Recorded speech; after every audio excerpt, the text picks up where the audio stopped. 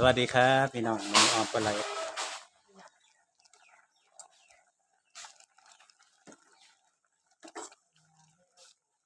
เกียงออมปลาไหลเด้อพี่น้องแซ่บๆน้ำกันเด้อครับ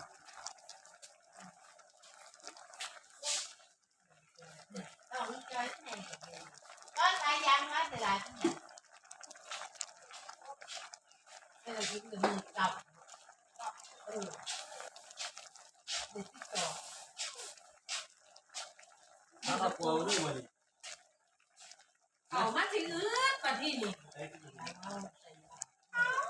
นี่เขาเขาเด่นกันได้เขามันหัวอื่นเขากลัวนี่ได้กับพูด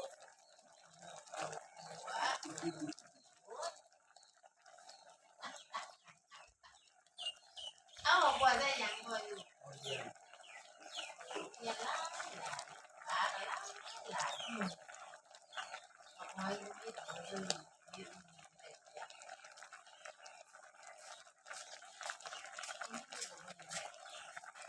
ฟดตัวจะพี่น้องนะมาเด้อครับกินข้าวน้ำกันเด้อ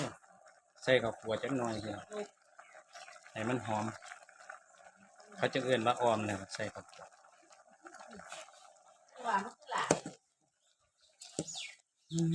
จะกินหอมข้าวคั่วอะไรเอาจะมาบนเจ้าอะไร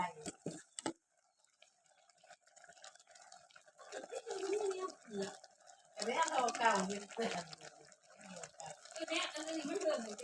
ยว่ามันนี่แล้วมาที่หานถ้าว่าคอยพวกเป็นบาเอาแต่เอากำไรเจ้าว่าลงมาซื้อหมดตะกี้เจ้าลงแต่นี่ลงตามลง ชิมมือครับพี่น้องเจ้าว่าได้ลงเด้ตามตาเจ้าลงจะตาที่ไรไม่แยกเจ้าว่าได้ลงเดี๋ยวเสร็จผงนัวจังหน่อยนะครับเนาะไปลงอยู่ไปบวมบวมตั้งหมดตั้งจะมาลูกนี้ไม่ถือลูกนี้แต่ว่าอันนี้แง่เลยบุกไปนะเรื่องแบบยาวอ่ะ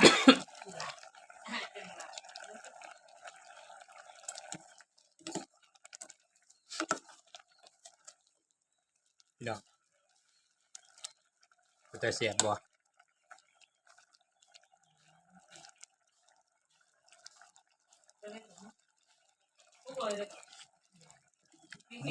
แซ่บ